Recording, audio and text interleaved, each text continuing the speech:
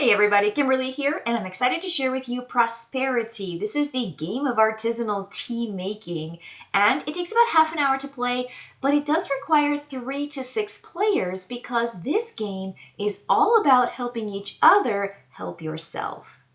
This video was brought to you by Noble Knight Games. More about them at the end of the video. So, in Prosperity, players are running a tea shop. Their goal is to be the most prestigious tea shop in the neighborhood by sourcing ingredients, blending them into a variety of teas, and then selling them for profit or displaying them in your window. And that's the really big choice in this game. Will you turn it in for cash or will you keep it for victory points? Because there is this nice balance. It's kind of like the balance you get in Splendor, where you really have to quote unquote turn it on at some point in the game from your kind of engine building, which is all about getting money, into victory point nabbing. And of course, the player with the most prestige or victory points at the end of the game will win.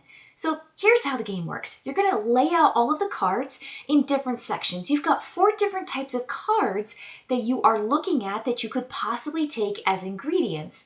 And the way this works is the decks are shuffled individually and then turned over so that they're always facing up, but you can only see the topmost card.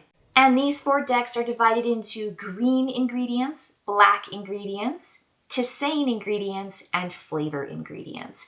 And not only do they have that name difference, they also have a different color and a different symbol that differentiates them from the other cards. And these are just the ingredients that players are going to need to acquire so that they can blend the teas. And the cards that you actually use for the teas they look like a tea bag. It's really cute. They've got the top corners cut off like dog-eared essentially. And these are going to state exactly what ingredients are needed to make that tea. These teas are in 2 different sections. There are standard tea blends and then there are premium teas. And the premium teas, they're really, really tough to get, or the rare ingredients, while the standards are all going to include a variety of some of the basics, maybe one really kind of tough ingredient to get, but they're going to scale based on how hard they are, which means you're going to get a better reward versus how easy the ingredients are to get. You're going to get a lower or lesser reward.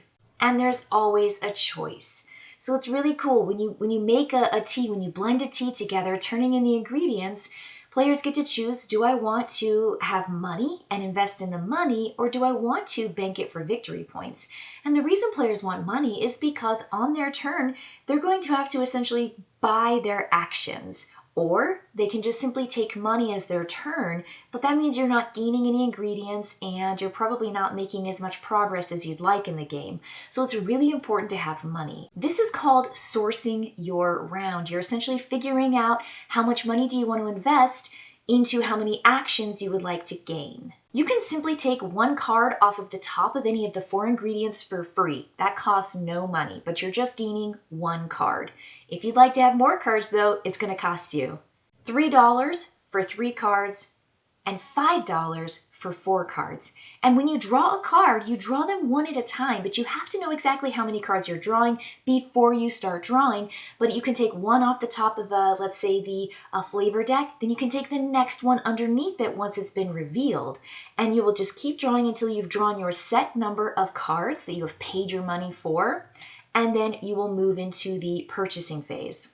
Now, let's just say you don't want to buy any cards, you just simply take $2. That's the pass kind of thing. So you're not gaining any ingredients, you're just gaining money, and you definitely don't want that first free card because maybe you don't like any of the ingredients on the tops of those decks. So you're going to possibly fulfill one of those tea requirements. You are blending the teas together. Let's say you're 1 or 2 ingredients shy. You can ask for help. That's where this kind of player helping each other comes into play. Because if I ask somebody, because every ingredient's face up on the table, players can have up to 7. At any point in their turn, they can only have up to 7. So I'm looking at everyone else's ingredients and I can see I can make a tea. I can blend a tea, but I'm 1 ingredient shy. I ask my fellow player, would you like to help me? And if they want to, they can help me. They gain a wild token. That's how you get the wild tokens.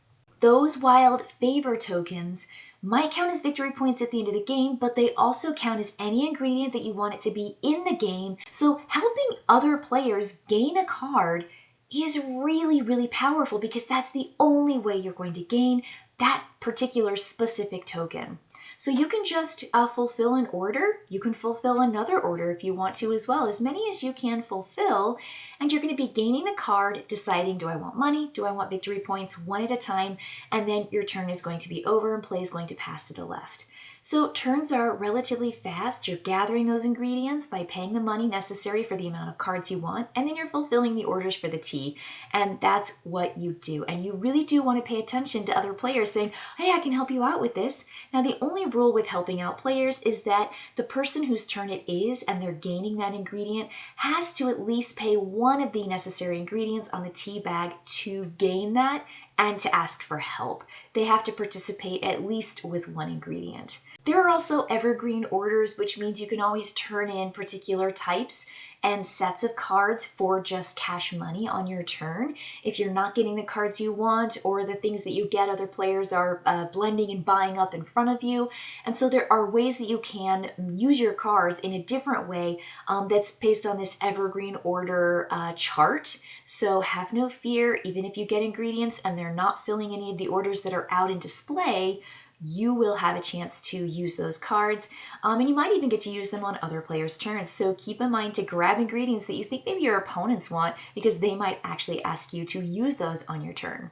The game is going to end when one of the order decks is empty, meaning the premium tea deck or the standard tea deck. And so you're going to be going through those, and you can kind of keep track of how many tea bag orders are being fulfilled, and you can really gauge the end of the game and figure out when's the perfect time to flip it over from money to victory points, or maybe you want to just kind of like pace yourself, get a little victory points, a little bit of cash, a little bit of victory points, a little bit of cash. I mean, really, it's entirely up to you. And so this has a nice replayability. The cards and the artwork are beautiful, and you have to have 3 to 6 players. So I will say that in my house, it's a little tougher to get those higher player counts, especially with the minimum of 3. And I will say we had a really good time, and scores were pretty tight. So it's a nice competitive light card strategy game with a nice amount of choice, essentially. So Prosperity, will you be the most successful tea blender in town? It's up to you.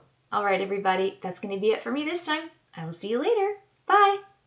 Here at Noble Knight Games, we've been carefully growing the world's largest selection of board games, role-playing games and dice, war games, miniatures and paints, card games, and more, going on 25 years now. Our rustic castle contains more game and hobby goodness than you can shake a stick at, complete with careful packaging and the finest customer service the land can provide. You can buy, sell, trade from anywhere in the world, just like nature intended. Noble Knight Games.